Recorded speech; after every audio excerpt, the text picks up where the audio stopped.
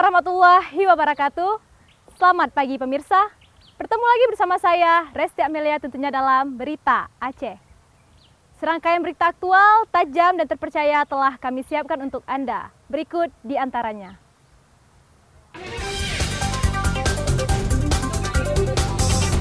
Sejumlah massa menggeruduk kantor Gubernur Aceh mendesak bantuan fiktif Badan Reintegrasi Aceh diusut.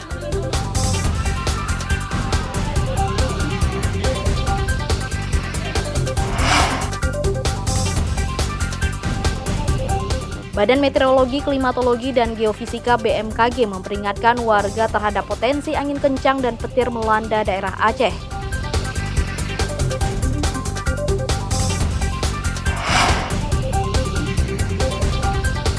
Sepasang suami istri di Aceh berinovasi meracik rumput laut menjadi teh beraroma dan cita rasa istimewa.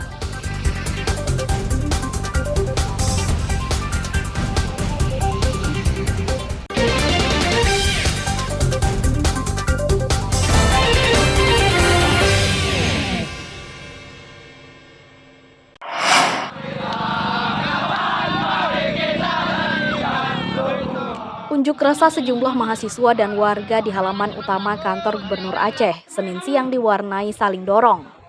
Pengunjuk rasa memaksa masuk ke dalam gedung kantor gubernur namun dipaksa mundur petugas hingga terjadi saling dorong.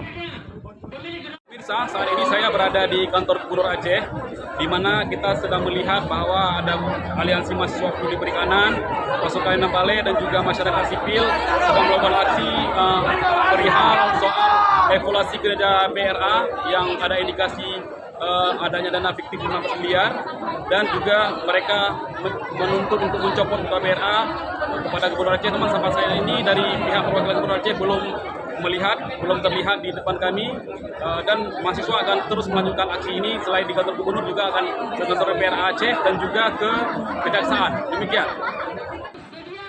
Massa yang tergabung dalam Aliansi Masyarakat Mahasiswa Peduli Perikanan Aceh AMMPPA mendatangi kantor gubernur mendesak dugaan penyelewengan pengadaan benih ikan kakap dan pakan rucah diusut. Mereka juga menuntut Ketua Badan Reintegrasi Aceh BRA dicopot. Para pendemo yang mengusung poster mendesak penegak hukum mengusut tuntas dana 15 miliar rupiah yang dikucurkan BRA diduga fiktif. Dana senilai 15 miliar rupiah dalam bentuk kegiatan pengadaan benih ikan kakap di Aceh Timur yang mencuat ke publik diduga fiktif. Ini langsung dicopot, cop secara fiktif ketua BRA-nya. Lalu yang kedua kita Gubernur Aceh walaupun ada kewenangan khusus daripada Mualim sebagai ketua KPA untuk merekomendasikan ketua BRA agar dilakukan uji, tidak bisa biarkan seperti itu. Orang yang tidak tahu apa-apa, nggak bisa berkomunikasi pun masukkan ke situ. Nanti akhirnya kepalanya hanya mikir bahwa uang kami. Jika memang itu uang kami, maka masukkan dalam rekening kalian. Jangan masukkan ke dalam program pemerintah Aceh, program rakyat. Pengunjuk rasa juga menuntut seluruh kegiatan di BRA dievaluasi dan diaudit secara menyeluruh. Mereka memberi waktu sepekan kepada penjabat Gubernur Aceh untuk menentukan sikap terhadap jabatan Ketua BRA. Tuntutan kami jelas tertulis pada petisi nomor pertama, yaitu meminta PJ Gubernur untuk mengevaluasi secara tuntas, baik itu tingkat provinsi, kabupaten, kota, dan juga berjalan dalamnya. Tentu hal yang paling utama adalah pencopotan Ketua Badan Reintegrasi Aceh, karena tertulis jelas banyak media sudah meliput bahwasanya Ketua BRA kadang-kadang menghilang dan juga sudah masuk panggilan dari kejadian itu sendiri. Mereka menilai dana 15 miliar rupiah yang diduga diseleweng sangat fantastis, apalagi mengatasnamakan mantan kombatan dan korban konflik. Meski sudah menyampaikan aspirasi, hingga Senin siang pendemo masih bertahan untuk bertemu penjabat Gubernur Aceh Bustami Hamzah. Maimunzir melaporkan dari Banda Aceh.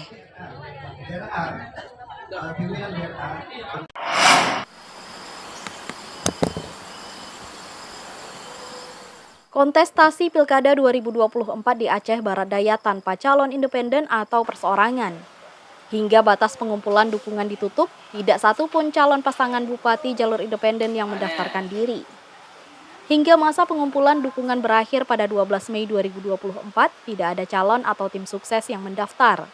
Dengan demikian, Komisi Independen Pemilihan KIP memastikan Pilkada 2024 tanpa calon perseorangan. Masa pengumpulan dukungan dan persyaratan pernyataan dukungan merepotkan calon independen. Syarat minimal dukungan bagi pasangan calon perseorangan adalah 4.644 KTP dengan sebaran minimal 5 kecamatan dari 9 kecamatan di Kabupaten Aceh Barat Daya.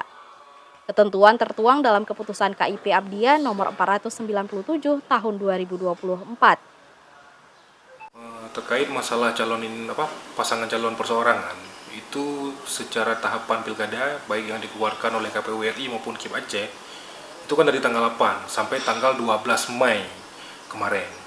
Jadi sampai pukul 23.59 itu tidak ada yang mendaftar, tidak ada yang mengantarkan ataupun menyerahkan syarat dukungan ke KIP Kabupaten Aceh Barat Daya. Syarat untuk calon perseorangan kalau misal di Kabupaten Aceh Barat Daya, kalau merujuk kepada 3% jumlah penduduk itu sekitar 4.644 lembar KTP dukungan. Minimal, itu syarat minimal.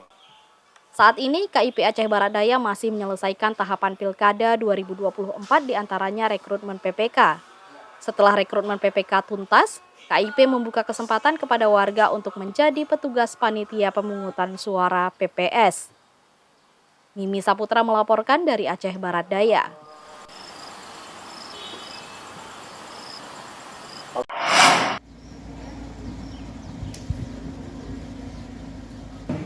Seleksi calon anggota panitia pemilihan kecamatan PPK Pilkada 2024 masih berlanjut. Di Kota Langsa, puluhan calon anggota PPK mulai menjalani tes wawancara untuk menyaring 25 anggota PPK yang akan bertugas di 5 kecamatan. Para peserta tes wawancara adalah mereka yang telah lulus ujian tertulis berbasis CAT. Dari 83 peserta, hanya 5 anggota PPK di masing-masing kecamatan. Tes wawancara yang berlangsung selama 2 hari itu dibagi menjadi 3 sesi per hari.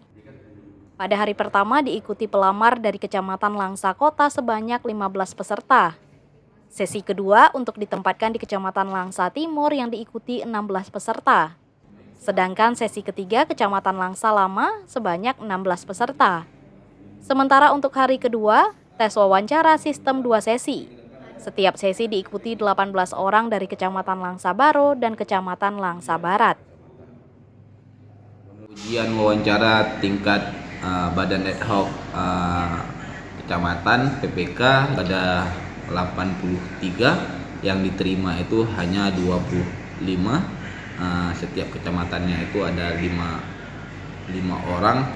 Pengumuman untuk nama-nama badan ad hoc di tingkat kecamatan yang lulus seleksi di tanggal 14 Mei 2024.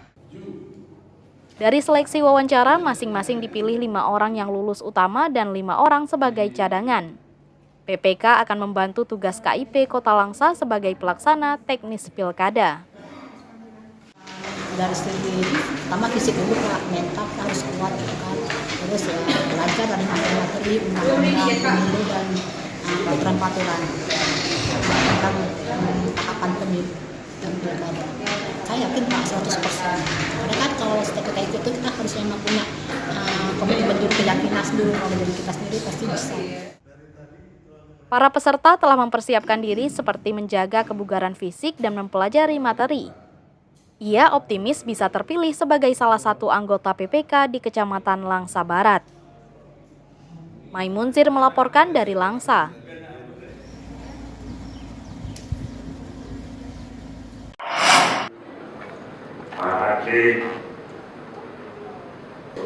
Sejumlah atlet dari berbagai cabang olahraga mengikuti apel kesiapan PON 21 Aceh Sumut.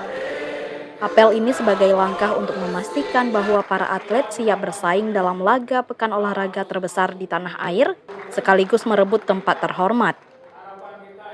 Apel atlet PON yang berlangsung di Anjong Monmata, Banda Aceh ini ikut dimeriahkan penampilan atlet olahraga bela diri.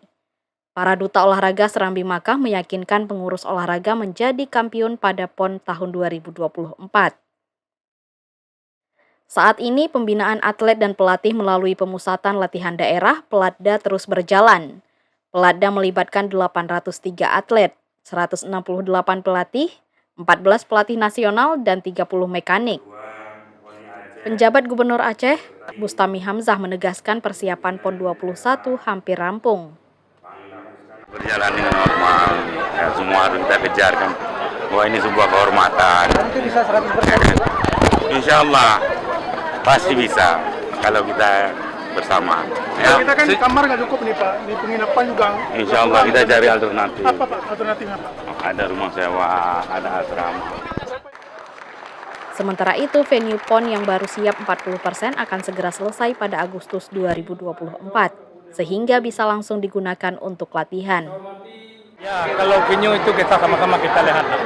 Ya, itu kalau hari ini kalau kita lihat di lapangan memang baru 40% dan targetnya bulan 7 akhir siap ya bilang. Kita doakan siap tempat waktunya. Dan bulan 8 itu bisa kita latihan tempat latihan venue baru itu. Ya. Insya Allah.